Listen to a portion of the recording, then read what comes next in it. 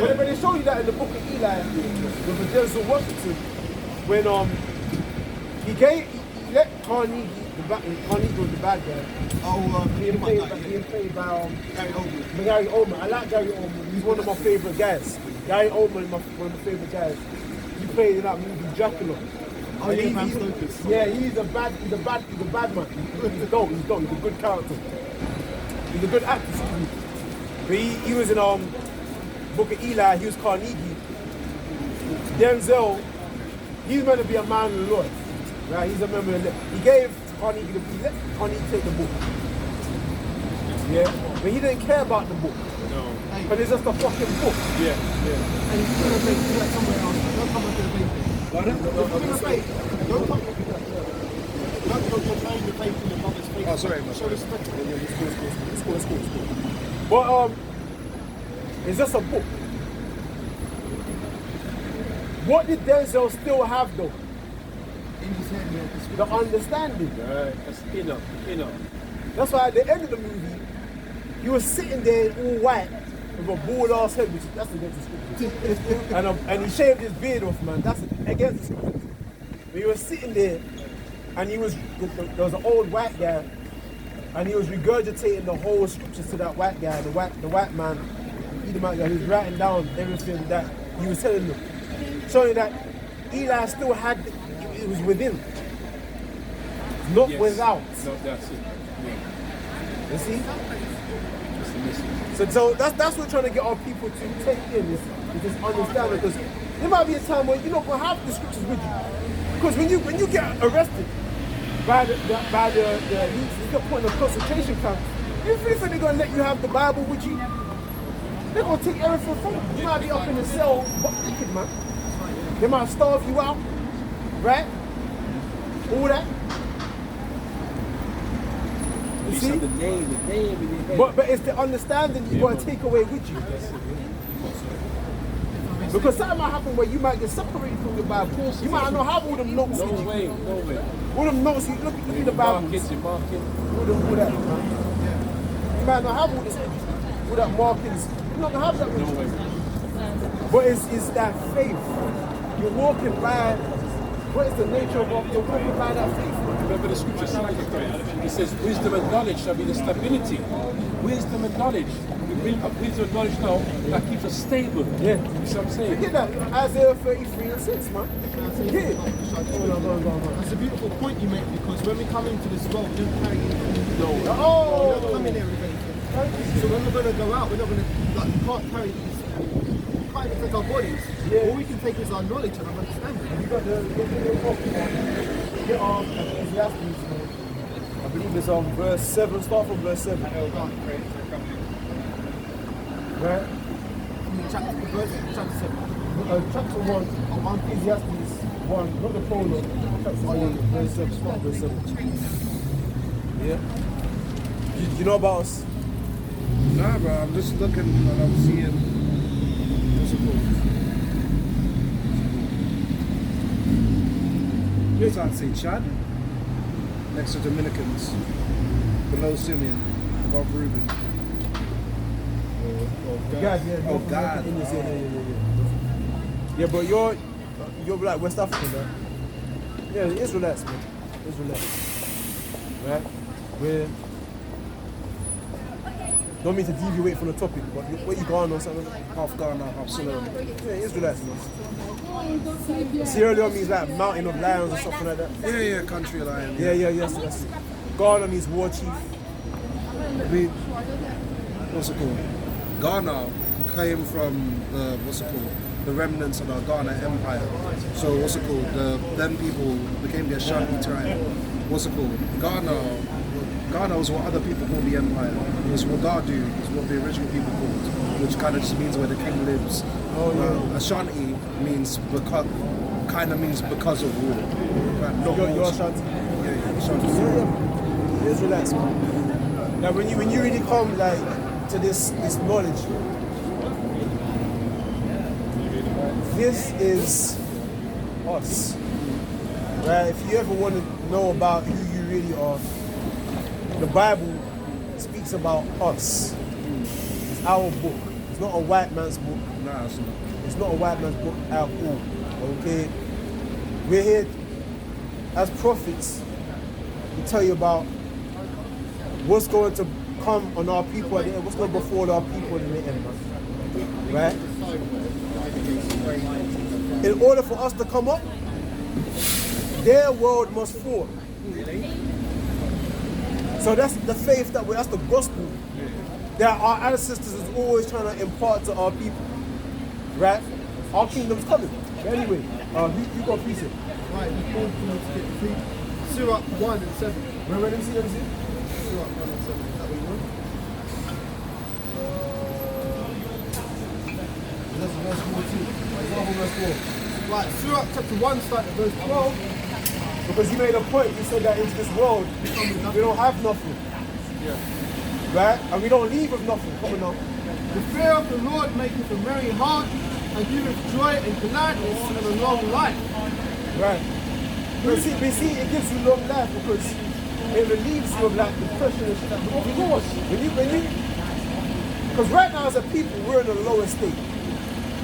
What relieves our depression and our heavy sorrow? It's knowledge, man. When you go to work with white people, and racist white people, or hateful Edomites and East Indians, what relieves you of your heavy sorrow? Knowing that you're going to enslave them one day. Right? So it brings joy and what? The fear of the Lord maketh a merry heart, and giveth joy and gladness. This is what this doctrine does to you. One day we're going to have these so-called white people as our little servants, man. These East Indians as our little servants, the Chinese, these same people that exploited us and used us, man. We're actually going to reign over them.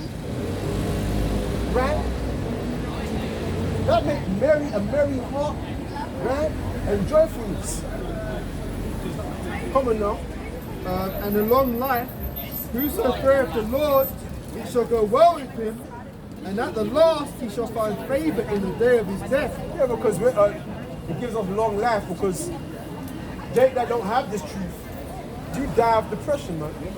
You know what I mean? You die of not having a purpose. You live in your life and it's like, why am I even here? You could die of stress, man. Of course. So this truth gives you long life, man. It says, knowing this truth should make you free. It set you free. Set you free. Set us free because we're in chains. You know? Set you free. Set you free. No, she don't know what we're talking about. They have freedom. So read that, man. Surah 1 and 13. Whoso feareth the Lord, it shall go well with him at the last, Right. and he shall find favour in the day of his death. Right, you saw fear of the Lord. When you fear the Lord, what does that mean to fear the Lord? Does that mean to hide under a table? Does that mean to hide behind in that alleyway, thinking that you're going to hide, you know? The stone. Fearing the Lord means to fear his judgment. It means do what he said that you ought to do. If he tell you to grow your beard, grow your beard. If he tell you don't shave, don't make your head bald, leave a little something on your head, man.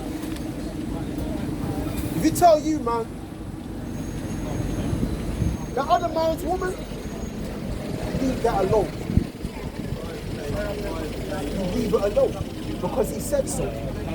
Being obedient. That's how you fear the Most High. You feared your dad, or you might have feared your mom. If you came up in broken households, man, your mom might beat you.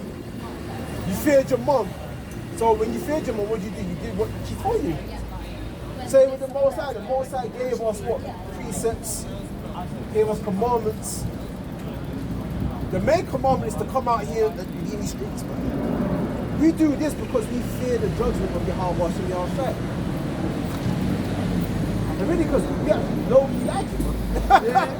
Low-key, we like being out here having a little bit of a challenge, you know. You never know what might happen. The police might roll up. You might get some crazy Edomite, man. Setting the whole world, protect the whole city ablaze, man.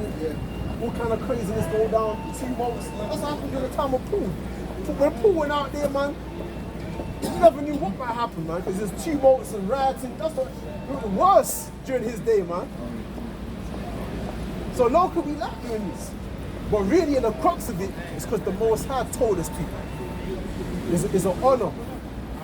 For duty's sake, we're supposed to come out. For duty's sake. Can I add then, though, right? Going back to this Noah, when we spoke about Noah earlier. It's one of the reasons why Noah did the work, because he had faith, and also he did it in fear. He did it in fear. In fear also. Because he was also building an ark too. You see? He was prophesying, but also, man, he was like, oh God, yeah, man, yes. Yeah. You know, building an ark, right? And you know, say he told his family, his wife, his sons about it,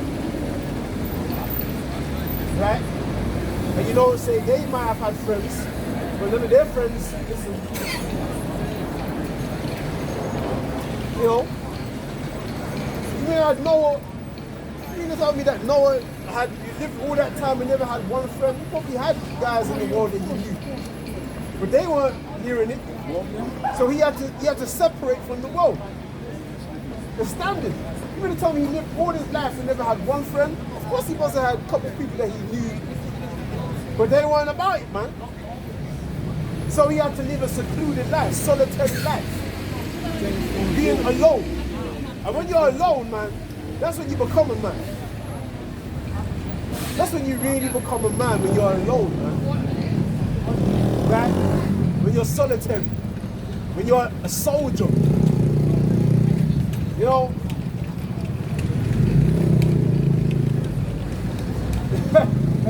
Read on, man. Verse 14, or read on. Surah 1:14.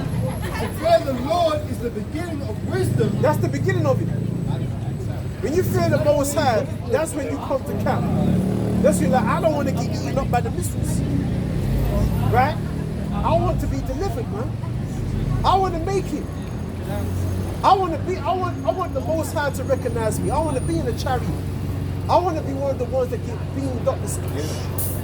Because people look I want to, yeah. They just think it looks like just a picture, you know? Yeah. You walk past. Like, my friend, what do you think about this picture? Does it look scary to you, or does it look like a little picture? Look like picture, look like new, look like. Do you think that would happen? Do you think that would happen? Of course it could happen. You know what's happening right now. It's pretty much there's this whole rumor of war between America and China, All of them. and America and Russia, and pretty much the whole world is turning on America. America has become this big bully that's got all this talk but no action. Talking shit, but like other countries are showing you what they've got. They're saying we're prepared to take you on. We don't fear your mouth anymore. The other countries in the world, the other powers that be, are showing America we don't fear your mouth. And we're tired of your shit. And we're not taking your wine. We're not drinking it anymore. Right? And that's what I said that the nations are mad. The nations are drunk from the wine. But now the nations are mad. The nations are angry.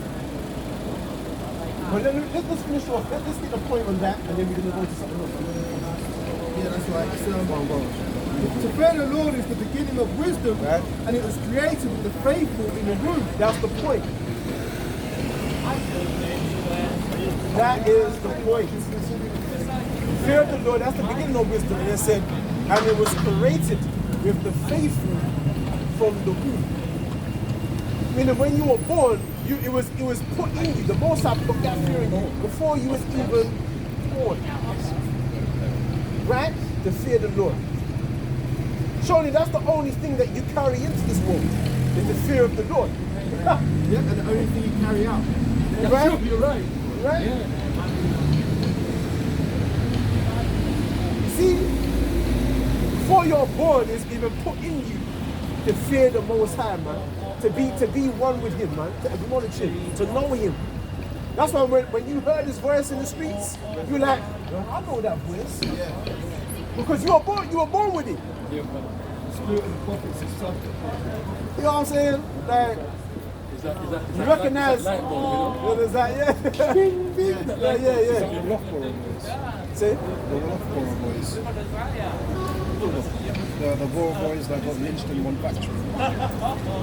In the States. Because they were accused of raping. Yeah. I forget the story, but I know that 3 of them got lynched because they was accused of raping a white woman. Yeah. That's what happened. I forget the details. But I know that's what happened. When a mob of Edomites or so-called white people came and lynched them. Right? I believe there was accounts of our people that were even burned, man. They took souvenirs, like they might cut off the penis or cut off the toe and put them charms. Yeah, you know, would that make postcards of it? Do all of that. They make shoes and furniture out of it. Yeah. Sofas and things like this. Yeah. From Right. us and, Can you imagine? how much do you like this? And you know those things about it. A lot of rich Edomites, they will buy those things because they consider how do you call something that's rare an artifact? They're actually they consider it precious. They're willing to take that. Look how diabolical these people are. But they're gonna walk right to heaven with them. You ain't going, you're gonna stay your ass at the gates, man. Waiting for them chains to be put on you. Man. Because that's, you know, that part of our message that we're gonna put these people into slavery. Yeah, I don't mess with slavery. Well, you don't have a bit of an issue. Sorry? You have a bit of an issue with that. Yeah, I'm trying to. Talk to me, man. Obviously, I grew up in a Christian household, you know, and obviously there was like a big condonement of slavery in the book. You know, in the New Testament in Timothy, the Old Testament in Leviticus, like, and that's not something I can like really rock with. Like, obviously, we've seen our people been put down, been put in chains, been made into furniture, been made into toys that crocodiles can play with. That's something that happened in the Caribbean. They threw babies to make so crocodiles and that. Different kinds of torture, worse than hell. So I don't want to be with a higher power that kind of rocks with that. Even if it's not my own people, I don't like to see people Suffer. That's how people are. I wanna. I guess you might say that because it hasn't hit home. Say if somebody did that to your family, your mom. I don't know if you got siblings or what, but your own personal family. You'd want vengeance. Oh yeah, of course. There you go. You say that until it hits home. Of course, because obviously situations happen. You get mad, you might do something you might regret later. Because you're going to regret that later, innit? Because obviously we all were humans, innit? We're going to react, we're going to get angry, we're going to say, nah, bun all of that, come, let's do this. But, like, growing up, like, obviously I'm going to act how I'm act when I get mad. That's just the reality of the situation. But when it comes to what, but I say growing up, I won't say I grew out of it because, you know, I'm only 24, I still got a certain amount of anger in me. But I still know, but I've come to a situation in my life where I was like, no, I can't be on this vengeance thing 247. Yeah, tit for tat thing. Yeah. So obviously... I'll say it like this. A lot of the reason why people say the things that you say is because, like, you weren't there. Like, our ancestors that were going through these things wanted vengeance when they were going through it. Right now, we're very nonchalant and passive and, you know, rate and all that. But our ancestors back there, we wanted. They actually wanted because they were living through it. It was happening to them live in the flesh. So they wanted it. And this is the biggest fear that white people have, is that, and that's why they create like the Woody Lynch law. Because they fear that the slaves would rise up against them and do to them what they did to us. It's called justice, bro. It's called justice. Like, this is real reparations. They have to pay for what they've done. Yeah? what they did to us, we have to do it to them right now. And I know, in other reels, if I had to do it to them right now, I couldn't do it. I know I couldn't do it. I couldn't do it. Your place. Oh yeah, like, give it a whip, give it a whip. He'll do it. How can we? Because he's a murderer. I'll do it in a heart. He's a killer, he's a murderer. Give it a whip now, bro. But I couldn't. Like, you might want to, but that when you actually put in a situation for you to take even my baby and see his head just explode, I couldn't. I'd want to. I mean, I meditate on it, but I know I could do that shit, man. So, but the Most High is gonna put a spirit upon us to do that, to conquer the nations. When you conquer, listen, bro. If you ever want your woman to really respect you, because you know that the black women, they don't respect us out there. They think My for girl the most respects part, me, but huh? my girl respects me, but You have that, that. But generally, you hear what brothers are saying, that they don't respect us. If you ever want to get true respect, we gotta take that respect. And the Most High is gonna give us that leeway to do that. And if you think that, I'm sorry, 149, I'm gonna really go to the sense we joyful in you know that we give ends. It's actually prophecy that we're actually going to do that. So even though you don't really want to do that, but at the end of the day, white people know that they've crossed the line, bro. They know they've done something that's unforgivable. And when they see, when we hold hands to them and act like it's all right, they lose respect for us. how are you gonna, continue? How are you gonna proceed from that point onwards if it's not gonna get to a point where it is alright, where you can break bread with next man? So I'm trying to understand. Yeah. So you say it's gonna get to a point where we're gonna be on top, and but when we're breaking bread and we're hand in hand with these people, they don't respect us. But what's the end goal? Is it just like another cycle of one person being on top of the other? Well, we will be on top of them because that's our rightful position. Okay. The world is actually belongs to us, so it's not something that's not supposed to happen. If you look at, the reason why white people exist, man, is to be a whipping stick of the Most High to punish us. These people can't do righteousness. They're always wicked. Going back to the Greeks, the Romans, they always weren't right. Really, we're gonna have to wind up exterminating in the head. We're gonna have to wipe them out. But anyway, this is the revenge. Come on now. Psalms 149, starting from verse 4. For the Lord taketh pleasure in his people. Pleasure. So you establish who those people are? Have you established that? Yeah, you know, the Lord's people are the Israelites. Right. But for the Lord taketh pleasure in his people, and he will beautify the meek with salvation. Who's the meek? The meekers is us. The meekers the Israelites. Because we've taken backlash. And we've never returned it. But he will beautify us with salvation. Come on. Let the saints be joyful in glory.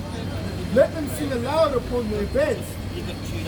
Let the high praises of God be in their mouth, and a two-edged sword in their hand. So we can have the sword in our hand. Come on. To execute vengeance upon the To heathen. execute love. To execute vengeance. To execute compassion and understanding. To execute vengeance upon the heathen. So what are we going to do?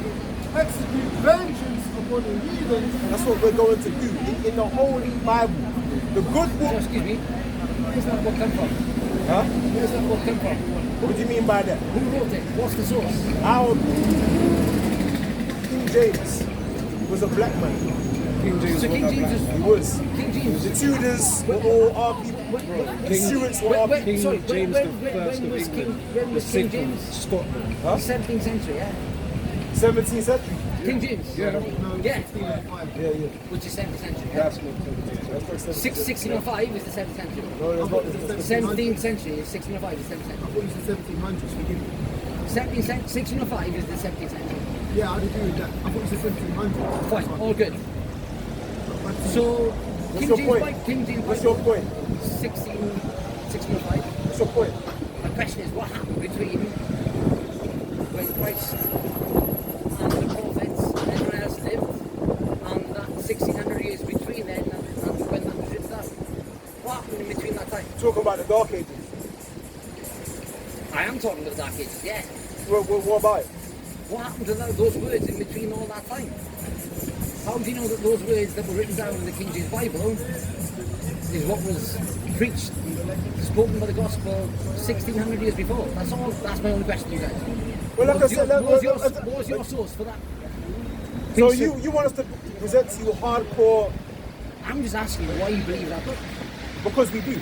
That's fair enough. It's called faith. It's called faith. Faith, not reason. It's called faith. Faith, not reason. Now it's not about flesh and blood. It's No. about spirit As, that we as, believe as, in. long as you agree that it is faith. Gentlemen, I've done nothing to you. That's all I want to hear you say. Peace to everyone. Safe. Yeah, but King James weren't no black man, bro. Why do you say that? Because he was King James the Sixth of Scotland and King James the First of England. It was a long linear time of different royal monarchs. First going from, well, not Peter, but first going from Alfred the First. Not the Viking, but the actual, not Scandinavian, but what's it called? The actual Anglo-Saxon king, and not Peter the Conqueror. What's his name? What's it called? 1066. William the Conqueror. Oh, yeah, and yeah, so yeah, on yeah, and so yeah. forth. There's a long lineage of like pale people, bro. Pale ginger Yeah, but you people. know It's anything? Northern Europe. I'm saying, but you know anything about like Renaissance? You know about the Renaissance era, the Dark Ages, Islamic Golden Age, all the things. Why do you think? Why do you call them pale though? Because you saw the pictures. Not because I saw the pictures, because pigmentation and logic can see like what's it called. Aside from the hundreds, aside from all the paintings have gone from the monarchs preceding, you can also see the lineage of who these people were marrying and how many rules were fought over each marriage. It's like, oh you're a Catholic, not Yeah, but you know that we had so white people in subjection. We had them in subjection. How do you think so white people took over Parliament? Oliver Cromwell. Yeah, the motherfucker they took over. We had them in subjection, and then we also had them in high positions, and that's how they took over. So Oliver Cromwell was black. He was white, man. He was the Edomite. That's how they took over. That's how they took over. Right, sorry, wait, what? Charles the First. Charles the Charles First. the First. King James the First. And the Sixth of Scotland was unified Union Jack. So I'm talking about you. But the point is, right, that history, you've been lied to about the history. Why do you